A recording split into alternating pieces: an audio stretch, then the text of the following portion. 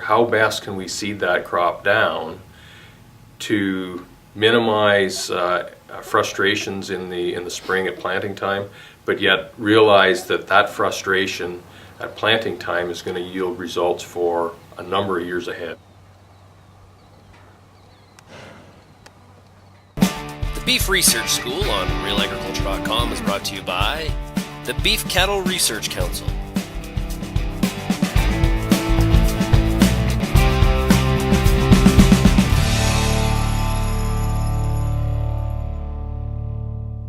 Hi, Steve Eby with you here today, and just wanted to have a brief chat about maybe some of the things that we do in our grazing operation.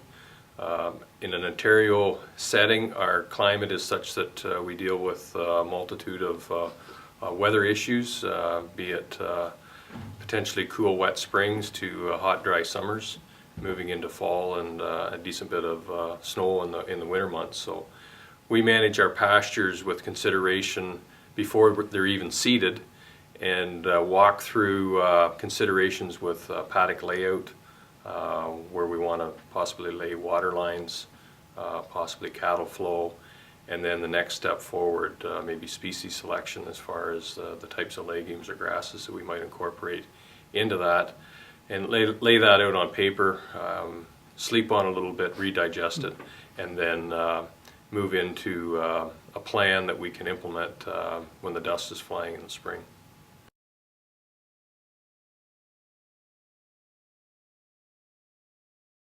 Firstly, let's look at the layout of our pastures.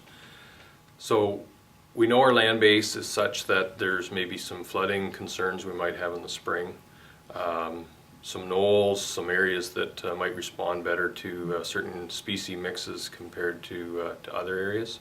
So we want to consider that with our species selection, as well as how can we incorporate possibly our cattle flow into those areas that we can best utilize those areas to maximize our cattle performance.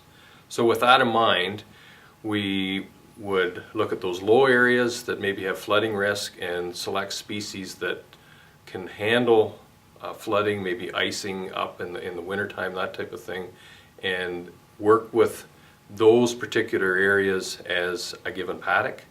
Move on to our next area, which would likely be a large part of our field, and would be a common, I'll say a more common species mix, and then how can we subdivide those areas into our paddocks for good cattle flow and performance.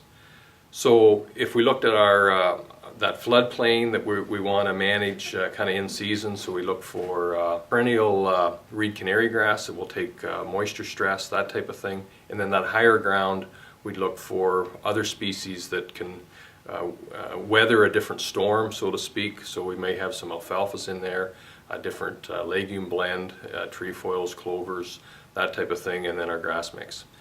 So with that in mind, when we've got that kind of laid out on paper, how best can we seed that crop down to minimize frustrations in the spring at planting time, but yet realize that that frustration at planting time is going to yield results for a number of years ahead. So it's well worth the time to plan, but also spend that time at planting, and then we're not going back in and redoing things down the road, which becomes costly.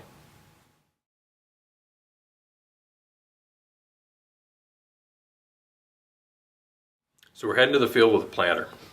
What considerations are we looking for? Well, from a planting standpoint, we obviously want to have our soil in good condition, and then there'll be a number of different planting tools that we could use, whether you're spinning grass seed on with your four-wheeler in your broadcaster.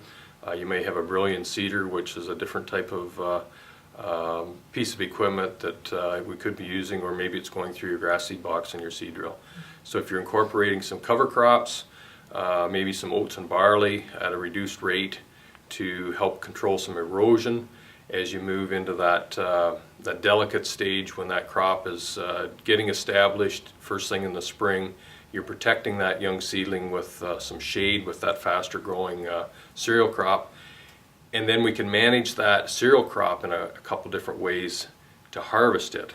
whether we use livestock to harvest that as a feed source, or whether we go in with machinery and mechanically remove that as barley silage, silage type crop.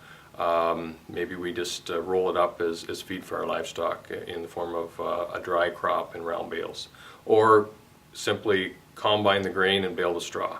So there's some avenues there to fit within your machinery profile that you have, and utilize your resources, or maybe your neighborhood resources, as far as custom operators, that type of thing.